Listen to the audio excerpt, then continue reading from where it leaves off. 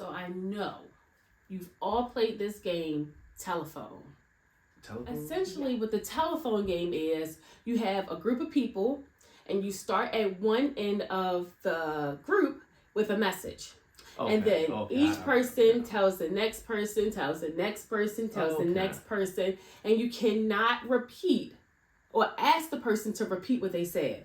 I always see people jack this up. Like, sometimes it seems like they're doing it on purpose. Like, people just relaying random messages. By the time they get to the end, it just be ridiculous. Yeah, and it could be. However, that is how communication can be. Yeah. Sometimes what you hear is not what was actually said. Yeah. I know this doesn't happen in marriage, though. Not our marriage. Yeah. Okay.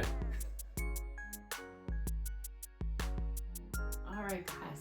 Welcome back. I am Gleesy. And I'm Al. And here at Forever I Do, we teach you how to brag. Build your relationship according to God. Now, this might not be a you problem, but it's definitely it's us problem. Yeah. We definitely have had a hard time with understanding what the other person is saying. Yeah. And there's a lot of reasons why this happened, but you have to get these things in check. Like, it is not up for question. If you do not understand what your spouse is saying, you will never be on the same page. You will never feel like you're communicating well. And it'll just create a lot of tension, unnecessary disagreements, and you have to do something about it. Yeah.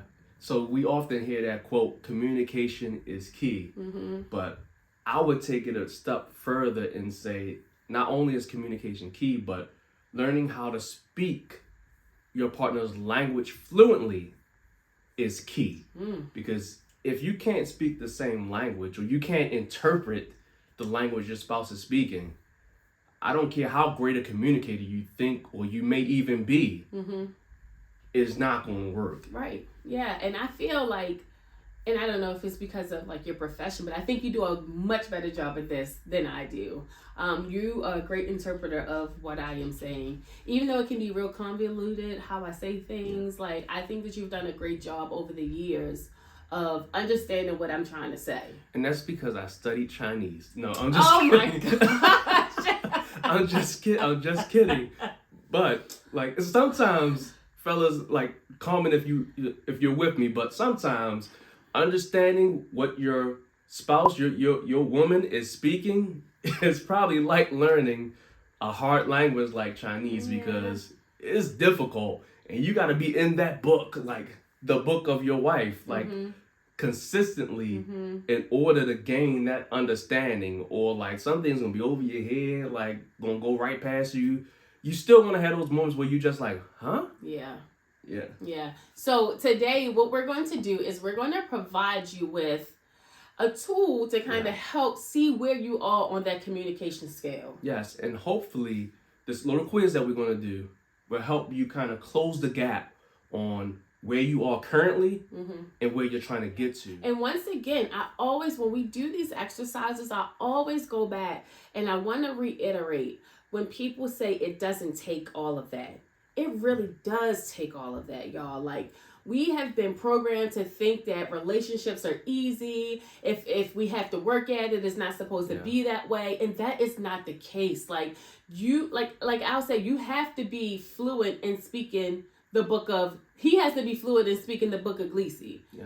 And it's a thick book, y'all. It's like a Stephen King novel. But he has to be fluent in speaking that. And if he's not willing to study, if he's not willing to go back and look and ask questions, we will never be as best as we could be if we decided to put in that work. Yes, absolutely. We can't romanticize marriage and just think love just happens. No, love is work. Yeah. So let's start some of that work. And we're going to start today with like the fella side. So we're going to go through these questions and we want you to answer honestly, because that's the only way this is going to work.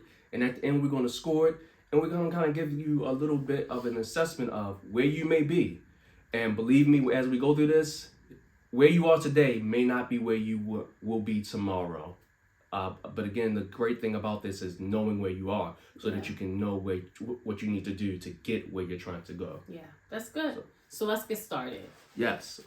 So I'm going to read these questions, and I'm going to give you multiple choice answers. and you're going to select an answer. And then at the end, like I said, we're going to kind of go through the grading so that you can understand where you are. The first being, when your wife, your partner, is in a bad mood, you are likely to A, ask whether she's getting on her period. B, leave her alone until she's feeling better. Or C, ask her what's wrong. Where would you say I'm probably at on it? I've probably been all three, right? Yeah. It used to be A, but I feel like now you kind of know. So I would say B. I would say B for you. Yeah, and I've been. Oh no, not B. Leave her alone. No, you're not leaving me alone. You gonna ask what's wrong with me? Yeah, but I've been all three. Yeah. So again, like as you're going through this, answer honestly, where you are right now. But I've been all three. Like in the beginning of our relationship, I'm just like, must be like, it must be that time. Like I'm just gonna go in the other room, turn on the game. But again, like as you grow, as you learn, like you may move around a bit, and it may depend on what seasons you're in. Yeah. So the second question, she says you don't tell her often enough that you love her. You reply, A, I tell you I love you all the time. B, you know I love you. Why do I have to say it? C, I love you very much, and sometimes I just forget to say so. So again, I've probably been all three. Like, it just depends on what season you're in. So again, according to what season you on, just answer that one again. Like, I'm looking at the A answer, right? It says, I tell you I love you all the time. Now, this is a really interesting question. I think goes back to like that whole love language thing. Because like you might say, you not like verbally say I love you, but you might be showing love, but not in the way that your spouse can understand it. And the fact that she's coming to you and saying, you don't ever tell me that you love me, it means that she doesn't feel like she's hearing it. So saying, I tell you I love you all the time is not going to end well. No. And I like that you brought up the love language because it absolutely speaks to that, because that's where I felt like my actions were saying that I love you. So why do I need to say that I love you? And I had to learn that depending on how your spouse is, I have a words of affirmation spouse, so they need to hear it. So again, knowing that love language and knowing what you need to do is not about you. It's about serving your spouse. So again, like know where you are and know where you want to be. So the third question is, you are watching television and she say she'd like to talk to you. You say, A, how about 10 o'clock? Why are you laughing? Oh, but that was funny to me. I can imagine how that would go. B, anytime you want. C, sorry, I'm in the middle of something right now. That sounds like football season or basketball season. Like the playoffs that we watch the basketball game like every single night, all day, every day. My bad. Yeah, but again, you can be at different spaces in different times, like in the same relationship, in the same season. But again, you gotta know where you are and know where you're trying to be, and again, know your spouse. And don't answer how you think they would want you to respond. Answer how you truly would respond. So question number 4, how often do you win arguments with your partner? A, almost always. B, almost never. C, I try not to think in terms of winning or losing. Now, to me, this one falls into that cliche quote that's my favorite, of course. If you know me, you know it's not. But that what? Agree to disagree. Not that one, but happy wife, happy life. So, if you're living according to that, then I'm pretty sure you're probably going to say almost never, like, my wife is always right and stuff like that. But again, like, are you being real? Yeah. Or are you just content with sitting on the couch and just giving them everything they want while you get nothing that you need? Again, answer where you are right now, but understand that there's a difference between a healthy marriage and a surviving marriage. A thriving marriage and a surviving marriage. And just surviving is not the goal of marriage. It's not it shouldn't be your goal, and it shouldn't be where you want to be. And if you're there right now, again, that's what the purpose of these kind of conversations are, because we're trying to help you get to healthy. We're trying to help you get to a thriving relationship, a thriving marriage. So 5, your partner wants to talk about some difficulties she is having at work. Would you most likely A, point out that you have work problems of your own, B, offer helpful advice, C, listen and try to be supportive? Well, once again, I feel like you've, except for A, but you've been through 2 of those scenarios. Yeah. And again, this reminds me of that YouTube video that was popular for a while. I think it went viral like years ago. But it was the woman with the nail in her head, and she's talking to her husband, and she's telling him how she's having these headaches and all these problems with her head, and she don't know why she's feeling that way, and he's just sitting there staring at the nail, wanting to say that you got a nail in your head, but every time he goes to say something, like she kind of cuts him off, and he's just like you can see he's just like going through it. Yeah, because he wants to say like all of your problems are because of the nail in your head. But she just wanted to vent, and she wanted him to hear what she was saying, not offer any suggestions, not offer any advice or anything of the sort, but just be there to listen. And I've had to actually get to a place where I have to not just know my spouse and understand her book, but also ask the question sometimes, like, okay, like, you came to me, do you want my advice at the end of this, or are you just here to vent? And depending on how she answers, I know how I need to respond. Right, because it's not all the time that you want a solution for whatever's going on. You just need to get it off your chest, get it out your head, so that you're able to move on. Yeah, exactly. Okay, that's good. All right, so number 6. For the second time this week, you find that she didn't run an errand as she has promised. Annoyed, you A, tell her how much it irritates you and you do it yourself.